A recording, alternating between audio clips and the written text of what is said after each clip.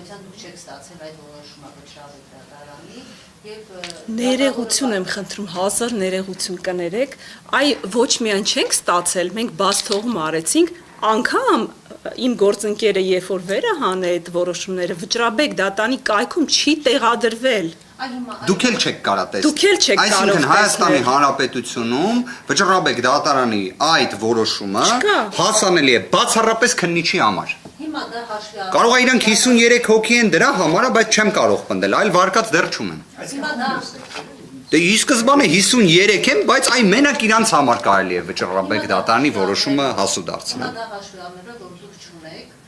գուցե ասուլից հետո ձեզ տրամադրել, բայց ամեն դեպքում ժամանակի հարց է Դատավորը հնարավոր է որ ասի, քանի որ փաստաբանները տեղեկացված չեն այդ որոշման, այսինքն այդ նիստը տեղի չունենա եւ օրինակ 1 օր հետո ինչպես 18-ին դրանում է 1 ամիսը, Սամվել Կարապետյան ինչ կանխատեսումներ ունեք Տեսեք, մեխանիզմը հետևյալն է, լավ ի վերջո մենք որտեղից իմացանք, որ վճռաբեկ դատարանի որոշումը հրապարակվել է։ Քանի որ քննիչը կալանքի երկարաձգման միջնորդությունը ներկայացնելու օրվա դրությամբ պարտավոր է նաև նյութերը ներկայացնել դատարանին 2 օրինակից։ Մեկ օրինակը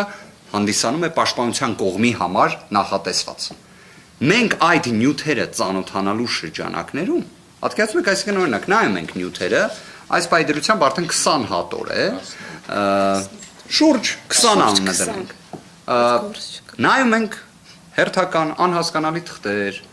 անհասկանալի բնույթի ինչ-որ տվյալներ, այսինքն մենք ի վերջո երբ նայում ենք գործի նյութեր, մենք պետք է դա նայենք մեր պաշտպանյալի տեսանկյունից։ Այսինքն նյութերը կարող են լինել նաև, չգիտեմ, գրականության մասին, բայց դա ինչ կապ ունի, չէ՞։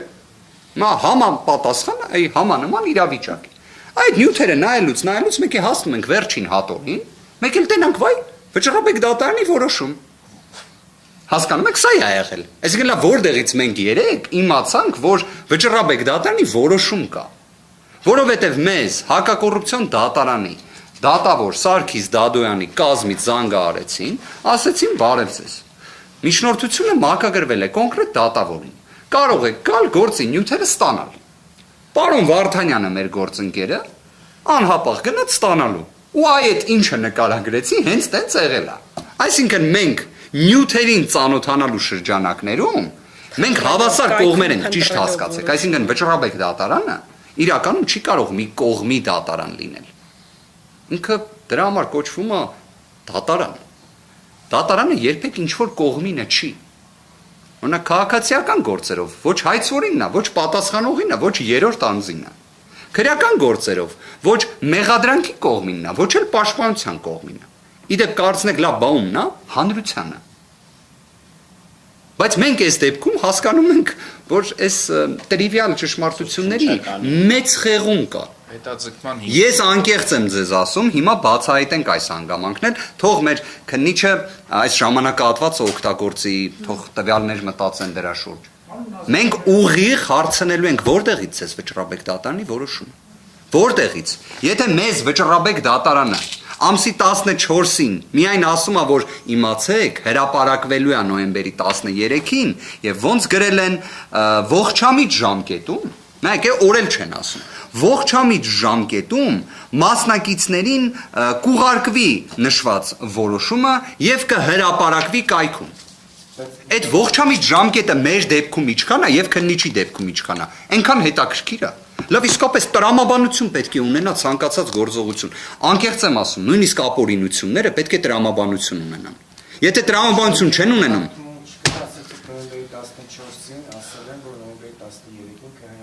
գիտեմ դա էլ է, չէ՞ տարօրինակ։ Բայց որտեվ դա է իրավիճակը։ Որովհետև վճռաբեկ դատարանի պրակտիկայում դուք միշտ տենց կտեսնեք։ Այսինքն հետին ամսա թվով գրություն։ Իդեպ կհիշեք մի քանի տարի առաջ դատավորի նկատմամբ քրեական հետապնդում էին սկսել։ Դատավորի, որովհետև տենց ամսա թվերը լավը չէին ծանուցումների եւ ծանուցագրերի։ Այստեղ ցես փաստերը հրապարակել եմ իդեպ փոստային առաքանով։ Այստեղ մի բան ասեմ, էլի։ Այստեղ մեր միջնորդությունը պետքա մերժվի, ուրիշ տարբերակ չունի, դա պետքա լինի։ Այստեղ մեր հիմնական վրդովմունքը, որպեսզի պատկերավոր լինի, կայանում է հետևյալում, որ վճռաբեկ դատարան, այսինքն օրերի ու ժամերի ճշգրիտ հաշվարկմամբ, անենց օրա կայացրել ու արագ որոշումը տվել քննիչի ձեռը, որ քննիչը մեծ արագությամբ տանի ու մուտքանի հակակոռուպցիոն դատարան բայց հասցնի վերլուծի էլ է միջնորդությունը կալանքի երկարացման միջնորդությունը օրինակ եթե քննիչը մի օր ուշացներ այդ կալանքի երկարացման միջնորդությունը մուտք աներ Առաջացիային դատարանը օրենքի համաձայն իրավունք ուներ վարույթ չընդուներ այսինքն վճռաբեկ դատարանը գործընկերս որ ասում է տեզերական արագության բան դա հենց մեր վրթովմունքը դրանում է կայանում որ վճռաբեկ դատարանին հատուկ գնացել են իմ խորին համոզմամբ բզել են ասել են ընկեր շուտ արա վերաքննիչում կրվեցինք ախր առաջացիանում ժամկետը լրանում ախր պետք է մուտք անեն վճռաբեկն էլ արագ մի copy paste-եր արել մի 100 քանի էջ դզել է մի 3 էջել այսպես ասած իբրև թե հիմնավորում ա գրել թափով տվել է քննիչի ձեռը ասել է վազելով տար մուտքարա քանի չես ուշացել այ մեր վրթովմունքը դե է կայանում բա եթե հավասարություններ իրանք պետք է համ քննիչին նույն պահին տային համ մեզ տային ինչի մեզ չեն տվել ինչի իրենց բանում չեն հրապարակել իրենց կայքեջում ինչի են մենակ քննիչին տվել քննիչը տարեմցրել է գործի մեջ ու մենք գործի նյութերից ենք սրա մասին ծանոթ մեր ամբողջ վրթովմունքը դրանում է կայանում այսինքն վճռաբեկ դատարանը որ այդ օրը այդ որոշումը կայացրել է դա ոչ մեկ չի կարող ասի որ պատահականության արդյունք է դա հենց հատուկ այտենց կայացրել են ու այդքան հնարավորություն ունենա դիմելու դատարան Սամվել Կարապետյանի կալանքի ժամկետը երկարացնել մեր վրթովմունքը բացարձակապես տեղակ Տեսեք մի բան էլ ավելացնել Վճռաբեկի որոշումը Վճռաբեկի որոշումով ասել իբրև թե փաստ է հաստատվել որ չէ դե հիմնավոր կասկածը առկա է տնտեսական գործերի լվացման դրված գործերից մեկը առկա իբր որ Սամվել Կարապետյանի աշխատողները կատարել են ենթադրյալ հանցանք իսկ Սամվել Կարապետյանը լինելով ասենք Հեծի սեփականատեր, բայց հեծի սեփականատերը ըստ մի բան պարզենք, էլի Սամվել Կարապետյանը չէ։ Հեծի սեփականատերը Տաշիր կապիտալ ընկերությունն է։ Իսկ Տաշիր կապիտալ ընկերության հիմնադիրներից ընդամենը մեկն է Սամվել Կարապետյանը։ Ըստ էլա հարց առաջանում, բայց եթե այդ հիմնադիրները են, ուրեմն իրանք են հանցանք կատարել։ Ինչի մենակ Սամվել Կարապետյանը։ Դե չէ աբսուրդի գաղափարն է, էլի։ Այնքան այսինքն վճռաբեկը արագ ինչպես դուք եք ասում, տեզերական արագությամբ որոշում է որ կա հիմնավոր կասկած։ Այո։ Ես մի հատ կներեք գործընկերներ, մի հատ բան էլի ֆիքսենք, շնորհակալություն ես հարցի համար։ Անկեղծորեն, եթե դուք իդեպ սա ուզում եմ նշել, որ ես նաև տեսել էի քննչական կոմիտեի նախագահին հասցեագրված հարցերը զանգվածային լրատվության միջոցների այն հետևողական հարցադրումներ, այն ճշգրիտ հարցադրումները, այդ թվում մեր ձևով հարցադրումներ կատարելը, որը հնչեց նաև հենց այդ ձևակերպմամբ, չափազանց կարևոր էր, որովհետև մի քանի ճշմարտություններ ուղղակի նաև հանրությանը հնարավորություն եղավ լույս սփռելու։ Ես հիմա մեկ այլ հանգամանք խնդրեմ հնարավորության դեպքում հարցնեք։ Արդյոք Հայաստանի Հանրապետության պատմության մեջ երբևէ եղել է դեպք, որ վճռաբեկ դատարանը կայացնի որոշում եւ այդ որոշումը հասու դառնա կողմերից մեկին մյուսի կողմից տրված նյութերից։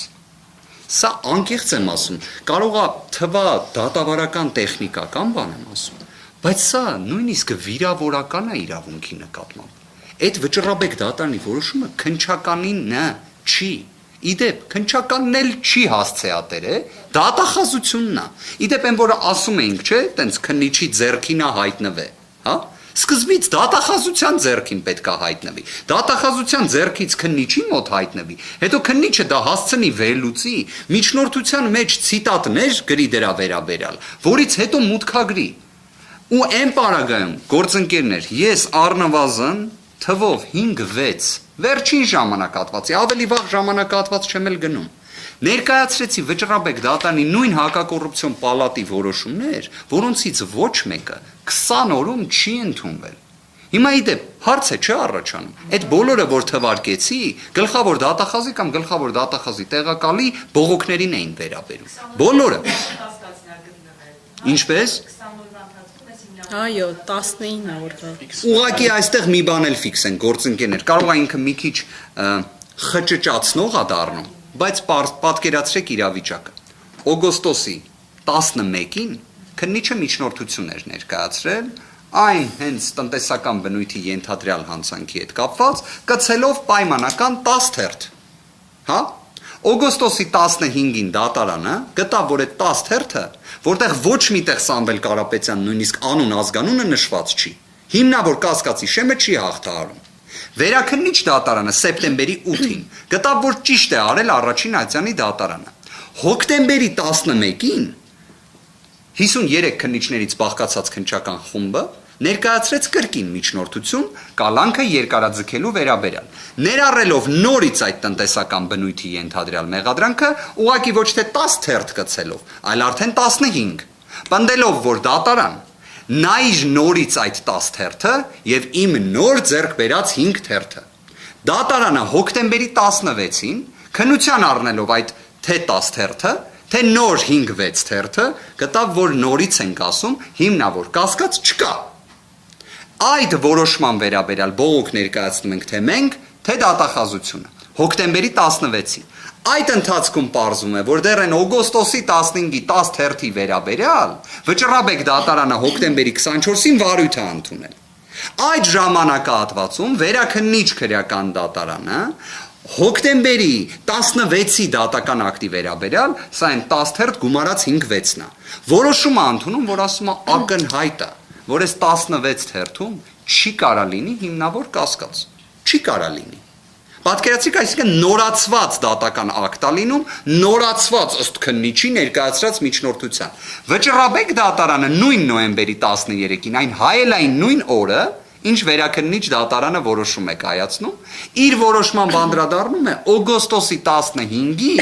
հակակոռուպցիոն դատարանի որոշմանը, ասելով, որ ենթադրյալ տնտեսական բնույթի հանցանքի հետ կապված կա փողերի լվացման կամ հիմնավոր կասկածի, այսպես ասած, ապացուցման շեմը։ Բայց Վճռաբեկ դատարանը չի տեսել 5-6 թերթը նոր, որը տեսել է դատավոր Դոլմազյանը, դատավոր Ամիրյանը։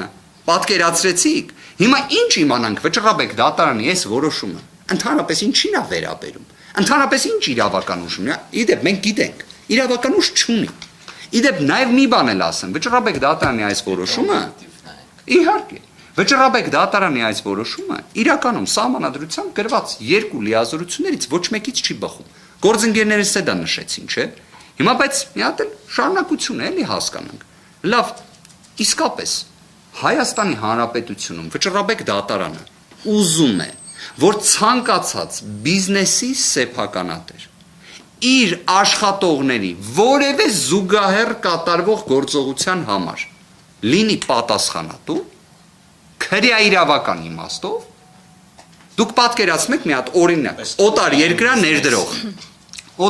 ներդրող, գալիս է Հայաստան, հիմնադրում է մի ինչ-որ ձեռնարկություն, ունենում է այնտեղ տնօրեն, խորհրդի նախագահ, այդ տնօրենը, խորհուրդը, խորհրդի նախագահ, նման թոփ մենեջերները նաև իրենց բիզնեսն են, չէ՞ ունենում։ Հիմա բոլոր օտար երկրա ներդրողները թող իմանան, իրենց աշխատողը եթե որևէ այլ գործողություն կատարի, դրա համար պետք է հենց այդ օտար երկրա ներդրողը